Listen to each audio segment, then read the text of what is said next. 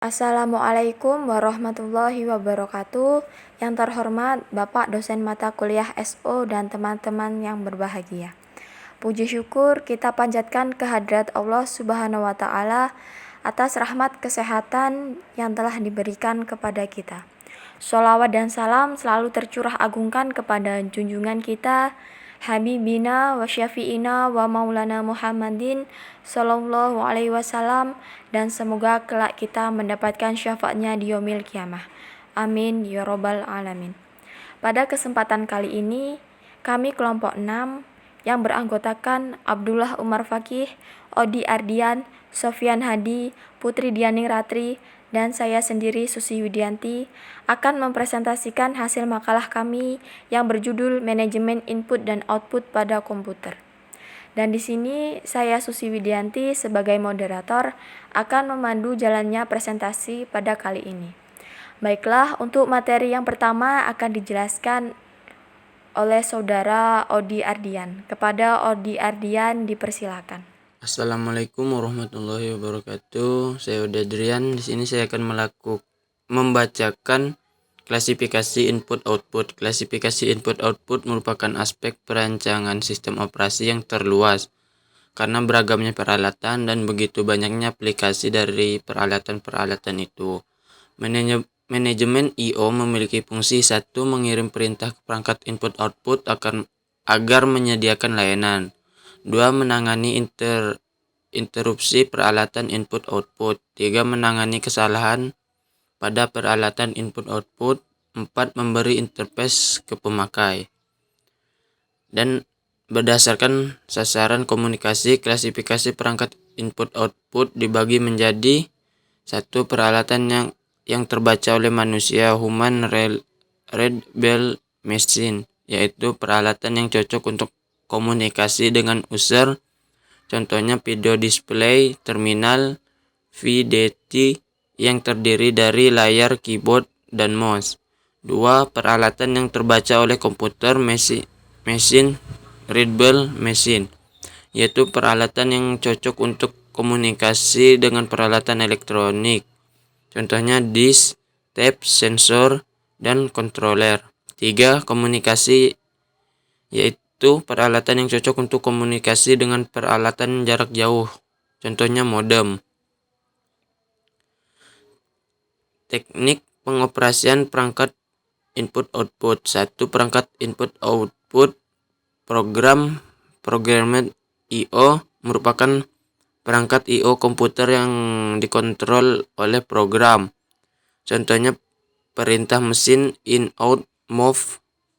Perangkat I/O terprogram tidak sesuai untuk mengalihkan data dengan kecepatan tinggi karena 2 alasan, yaitu memerlukan overhead yang tinggi karena beberapa perintah program harus dieksekusi untuk setiap kata data yang dialihkan antara peralatan eksternal dengan memori utama.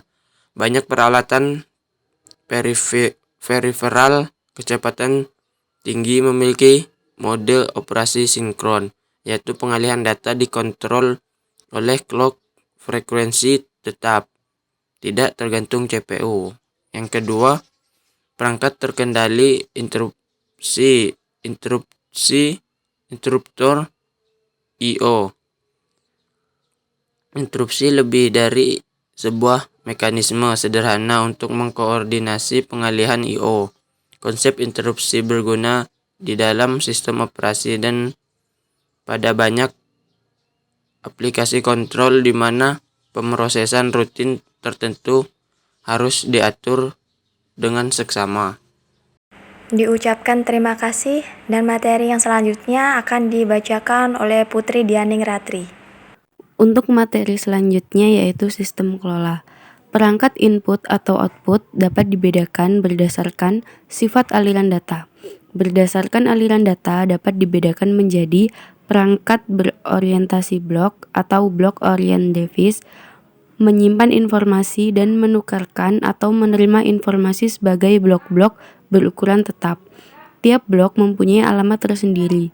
Ukuran blok dapat beragam antara 128 sampai dengan 1024 bit. Ciri utamanya adalah dimungkinkan membaca atau menulis blok-blok secara independen, yaitu dapat membaca atau menulis sembarang blok tanpa harus melewati blok-blok lain.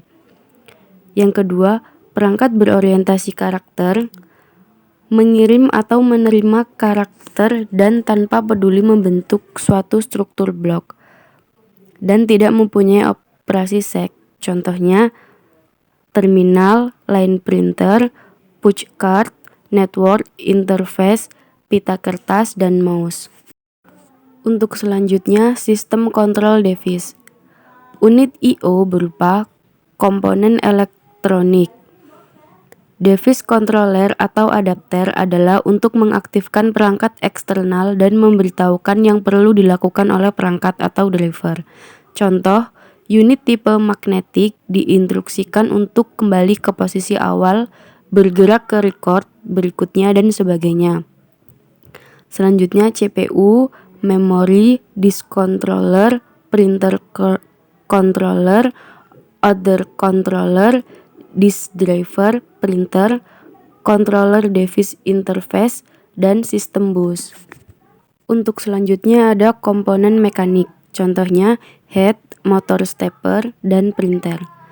Yang pertama, DMA atau Direct Memory Address merupakan suatu pendekatan alternatif yang digunakan sebagai unit pengaturan khusus yang disediakan untuk memungkinkan pengalihan blok data secara langsung antara peralatan eksternal dan memori utama tanpa intervensi terus-menerus oleh CPU. Evolusi yang terjadi pada komputer antara lain terjadi peningkatan kompleksitas dan kecanggihan komponen-komponen sistem komputer. Evolusi sangat tampak pada fungsi-fungsi I/O, yaitu yang pertama, memproses secara langsung mengendalikan peralatan I/O. Peralatan dilengkapi pengendali I/O atau I/O controller. Selanjutnya, pengendali I/O diberi kendali memori langsung lewat DMA. Pengendali I/O ditingkatkan menjadi pemroses yang terpisah dengan instruksi-instruksi khusus yang ditujukan untuk operasi I/O. Pengendalian I/O mempunyai memori lokal yang menjadi miliknya dan komputer juga memiliki memori sendiri. Untuk materi berikutnya akan dibacakan oleh rekan saya. Dan diucapkan terima kasih. Untuk materi yang selanjutnya akan dibacakan oleh Abdullah Umar Fakih. Baik, di sini saya akan melanjutkan poin E, yaitu prinsip-prinsip perangkat I/O. Terdapat dua sasaran perencanaan perangkat I/O, yaitu yang pertama ada efisiensi. Merupakan aspek penting karena operasi I/O atau input-output sering menjadi operasi yang menimbulkan bottleneck atau penyempitan jalur pada sistem komputer. Yang kedua ada generalitas, yaitu device independent. Masalah-masalah penting yang terdapat dan harus diselesaikan pada perencanaan manajemen I/O adalah yang pertama, penanaman yang seragam, yaitu atau uniform naming. Nama berkas atau peralatan adalah string atau integer, tidak bergantung pada peralatan sama sekali. Yang kedua, penanganan kesalahan atau error handling. Umumnya penanganan kesalahan ini ditangani sedekat mungkin dengan perangkat keras. Kemudian yang ketiga adalah transfer sinkron atau asinkron. Kebanyakan fisik I/O adalah asinkron. Pemroses mulai transfer dan mengabaikannya untuk melakukan kerja lain seperti interupsi tiba. Kemudian program-program pemakai sangat lebih mudah ditulis jika operasi-operasi I/O ini berorientasi blok. Setelah perintah read, program kemudian secara otomatis ditunda sampai data tersedia di buffer. Yang keempat adalah shareable atau versus dedicated. Beberapa peralatan dapat digunakan bersama seperti disk, tapi ada juga peralatan yang harus hanya digunakan satu saat, satu kali saja. Contohnya peralatan yang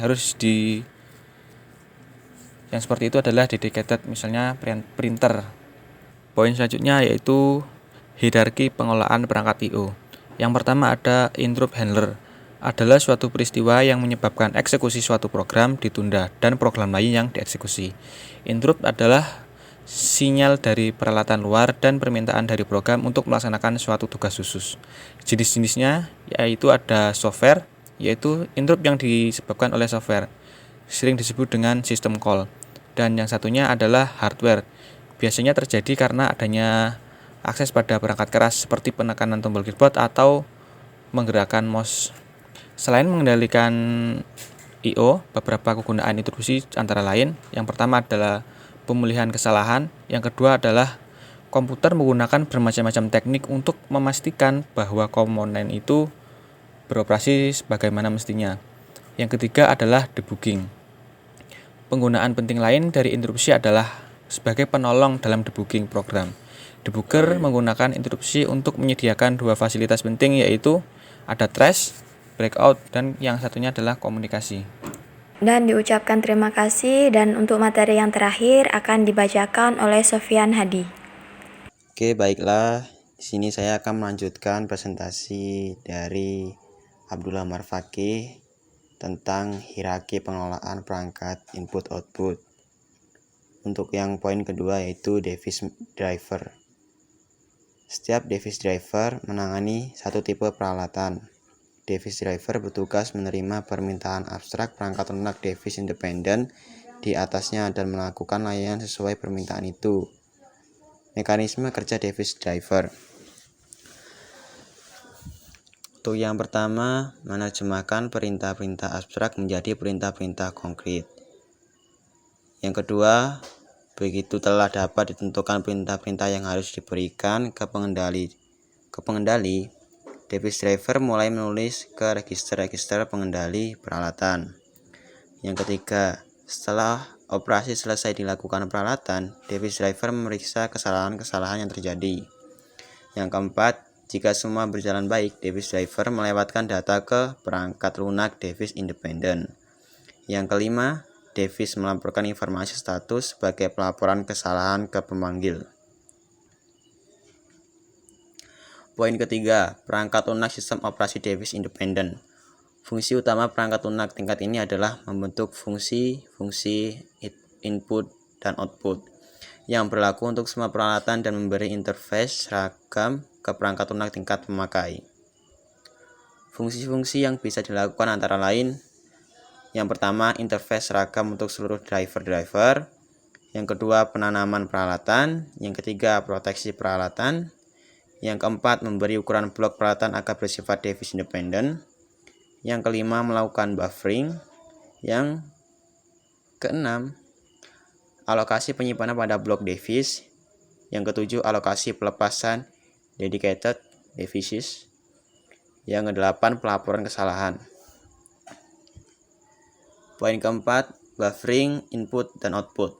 Buffering merupakan teknik untuk melembutkan lonjatan kebutuhan pengaksesan input dan output secara langsung. Buffering adalah cara untuk meningkatkan efisiensi sistem operasi dan kinerja proses-proses. Terdapat beragam cara buffering, antara lain: yang pertama, single buffering. Teknik ini merupakan buffering paling sederhana ketika proses pemakai memberikan perintah input-output. Sistem operasi menyediakan buffer sebagai buffer bagian memori utama sistem untuk operasi. Yang kedua, double buffering.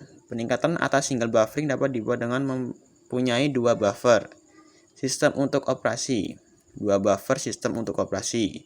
Proses dapat transfer ke atau dari satu buffer sementara sistem operasi mengosongkan atau mengisi buffer lain. Double buffering menjamin proses tidak akan menunggu operasi input-output. Peningkatan atas single buffer diperoleh, namun harus bayar dengan kapasitas yang meningkat. Sekian dari saya kembalikan ke moderator. Mungkin cukup sekian materi yang dapat kelompok kami sampaikan. Saya selaku moderator memohon maaf apabila ada kesalahan, dan kepada Allah saya mohon ampun. Ihdinas syiratal mustaqim. Wassalamualaikum warahmatullahi wabarakatuh.